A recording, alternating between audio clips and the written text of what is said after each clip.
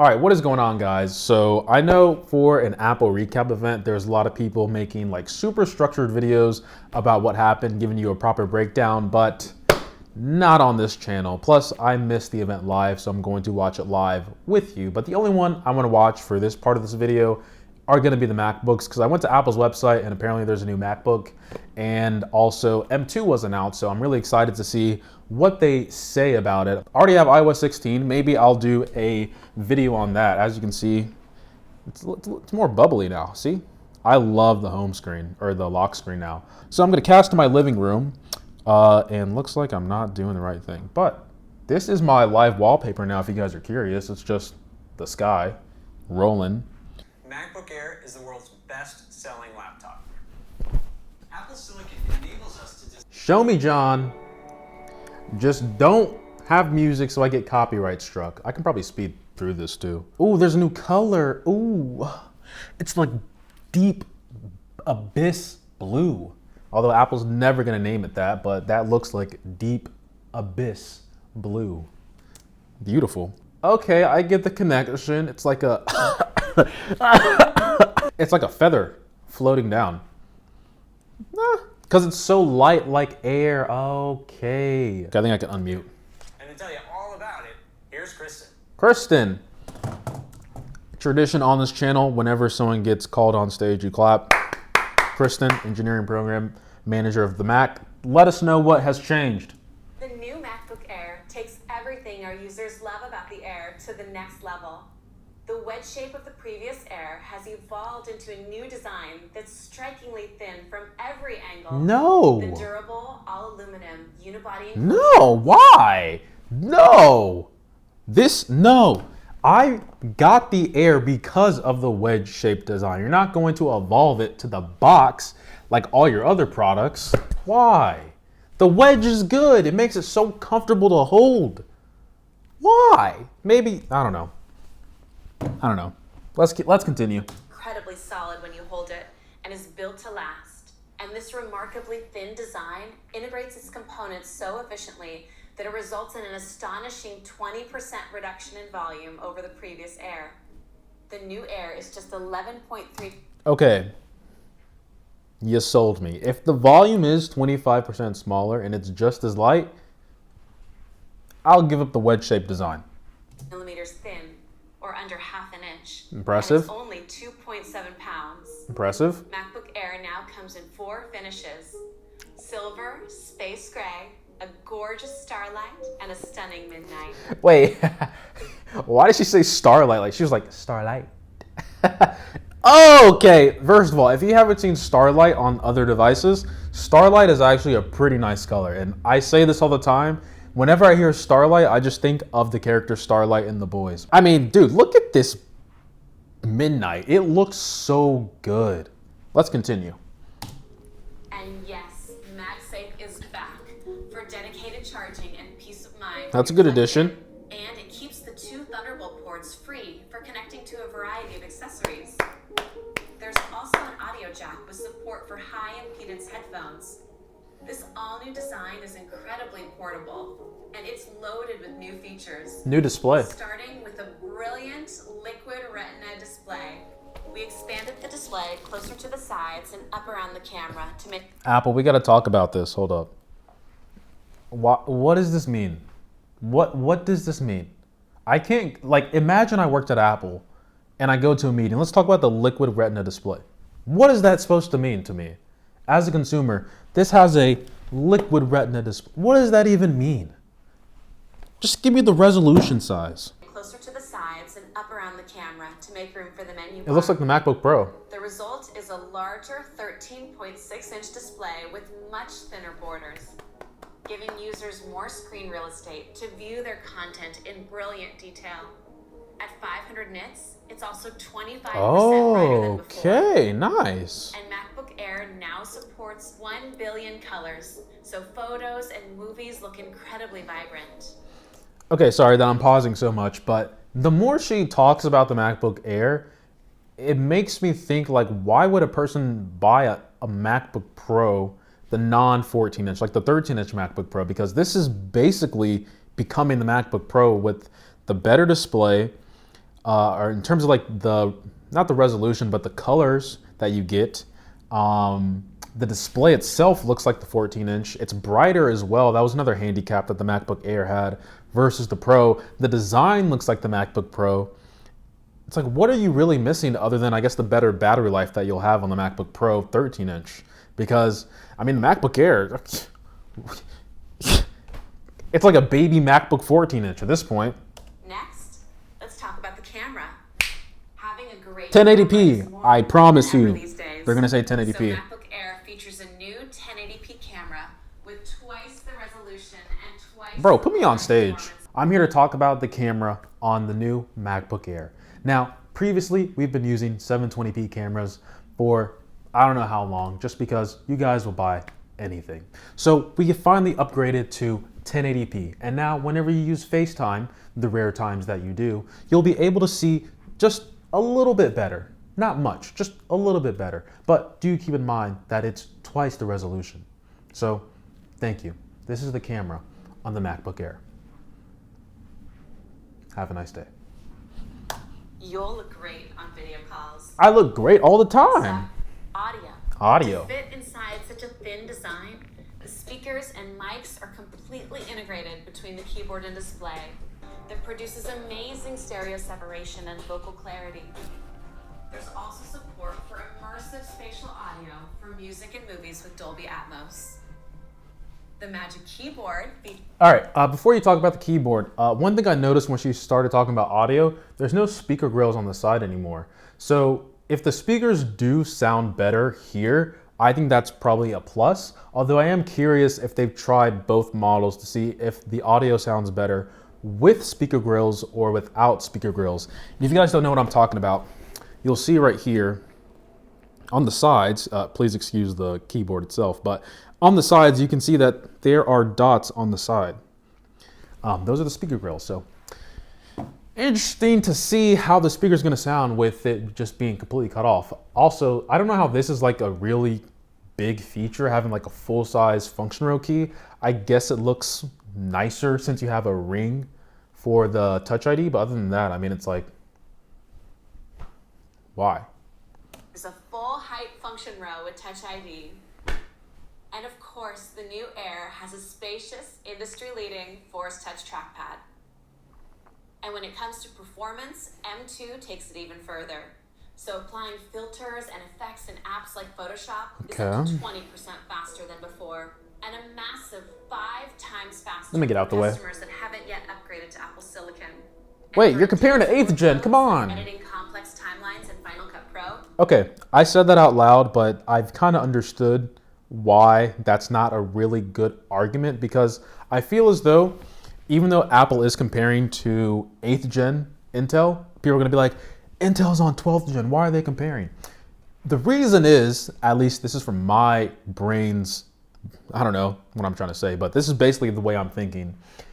The reason why they're comparing 8th gen Core i5 Intel, I don't know why I said the full thing, but it's because people who own Apple products are probably just looking to upgrade to future Apple products. So even though there is a 12th gen laptops out right now, even 11th gen, the customers that are looking to upgrade to the Air or a new Apple product, they're going to be like, oh, this is M2. This is what I'm missing out on. They're not going to be like, oh, wow, this Windows laptop with 12th gen Intel has X amount of performance, because they're not looking at that. They're looking at other MacBooks in the category. So it makes sense that Apple's comparing to previous generations that they've had. So it's good for the consumer. Okay. And for intensive workloads like editing Blah, blah, blah, blah, blah, blah, Air. 40%! Power efficiency of M2, all these capabilities are built into a silent, fanless design. And even with a larger display and increased performance, the Air delivers the same great all-day battery life with up to 18 hours of video playback. There's also some new charging options, including a compact power adapter. What with the 2 heck is that? USB-C ports, so you can charge 2 devices at once. Can't And read the for wattage. the first time, the Air supports fast charge. Yes. 67 watt adapter. You might not think this is a big deal, but on the MacBook Pro 14 and 16 inch, fast charge on a laptop, game changer. So you can charge up to 50% in just 30 minutes. So that's the all-new, amazingly portable and These two colors powerful are the MacBook best. Air. It's thinner, lighter, and faster with a durable unified. Okay, before you keep on talking, Kristen, good presentation, by the way. Let's do a quick recap. So the display is larger in a way because they've kind of moved out the bezels and it has that new design from the 14-inch, which is great. And I just realized I'm not in frame, but you can kind of see my hands moving. You can do 8K video playback. I mean, who's watching 8K on here? But this is kind of weird to me because it's like, I get this is a selling point. Like the M2 is capable of doing 8K video playback, but it's like, who's really watching 8K on their laptop? And I would assume people who are recording in 8K aren't using the MacBook Air. They probably have more than enough money to buy a more powerful machine. And I know 8K is probably pretty CPU intensive to run. So I guess it's a nice selling point that Apple's putting out, but I mean, like, cool, 8K video playback. I'm never gonna use it. ProRes, I don't even know what that means. Go watch a real content creator because we don't shoot in ProRes here. Touch ID, I don't know how that's a selling point. It's been on here. 18 hours of battery life. I mean, that's been on the last MacBook Air. MagSafe is great with the different colors. This is all M2 stuff, so this is great that we have bigger SSD, I believe, and more memory as well. I believe last generation, the max we could get is 16 gigabytes, so I think that's probably an improvement from M2. Also, 10 GPU cores, I think that's also another improvement. So nice addition here in terms of performance. Really helps with like video image processing that I guess that they were talking about before. 1 billion colors, I don't really know what that means. I'm kidding. I'm thinking from like an average consumer. Like if an average consumer looked at this, they'd be like, 1 billion colors? What does that mean? But this is just 1 billion colors for the display, which is great. Magic Keyboard, I don't know how that's a selling point. 1080p FaceTime camera, great. Fanless design that's been there last generation. Super thin as always. This is great. This is probably gonna be overlooked a lot, but 500 nits, I'm telling you, it's a nice subtle upgrade that you're gonna get when using the display. It's gonna make watching things or just using the display in general in like most lighting conditions much easier. And then we have a 4-speaker sound system. So overall, I wouldn't say it's a light refresh, but it's definitely an improvement from last generation. I would probably rate this right now at like a 7 out of 10 in terms of excitement. It's not making me want to upgrade from my M2 or from my M1 MacBook Air. But man, this midnight color looks, all right, let's see if they talk about the MacBook Pro. Design, bigger display, better camera, all-day battery life, and 4 beautiful finishes. It's everything you could want in a new MacBook Air. Now, before I hand it back to John, it's not everything I let's want. see it in action. Oh my God, they're commercial. I don't care about your commercials. World's second best-selling laptop, the 13-inch MacBook Pro. Okay, hold on. Is the MacBook Air and MacBook Pro really the 2 top selling laptops in the world? I find that hard to believe. I need to do research on that. Guys, you're showing me performance charts of the MacBook Air. Just get to the actual product reveal. So that's the powerful 13-inch MacBook Pro. Wait, you guys didn't even show anything. You guys just literally said specs. What? Come on, Apple, you're slacking. Is your workforce really leaving that much because you guys are trying to make people go back in the office and you're not paying enough? Come on. A little bit too soon. But I mean, what is this? This is from last generation, last generation, last generation, last generation, last generation. Is this last generation? This was only on the Intel one. The touch bar is back, I think. Anyway, cool. Wait, how does this have a worse display? Is this a worse display? I would say this is a worse display than the MacBook Air. This is all same as MacBook. Why would you buy this laptop? Other than probably the speakers and the microphone. Why would you buy this? And battery life. But the battery life is already good on the MacBook Air. Why would you buy this? You know what? I think that's probably why Apple spent, I don't know, 10 seconds talking about the MacBook Pro 13-inch, because it's like, why would you buy this? It just makes no sense. The MacBook Air has better colors. I'm talking about like colors of, design. You have silver, space gray, starlight, and midnight. This is probably still space gray and silver. It's heavier. Like, why would you want this? it makes no sense. Apple, just butcher this. Just get rid of MacBook Air and MacBook Pro. Just make it MacBook, and then have the MacBook Pro with a 14-inch, 16-inch. Clean up your lineup. This is getting a little too confusing. This is a useless product, in my opinion. They use 100% recycled rare. Don't do this, Apple. Don't talk about this. Get me past this. $99 for education. Whoa, I missed the price. Air starts at $11.99.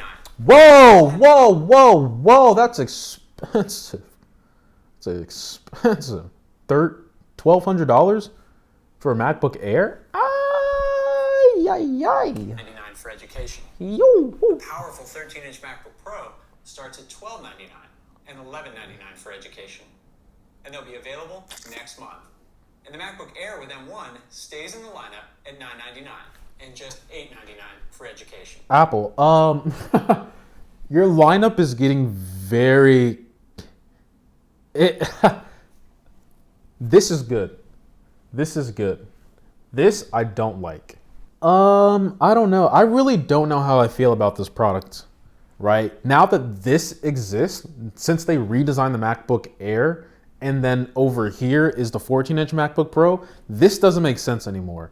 I'm okay with this just because this gives people an even better entry into the laptop. I think this is still the original price though.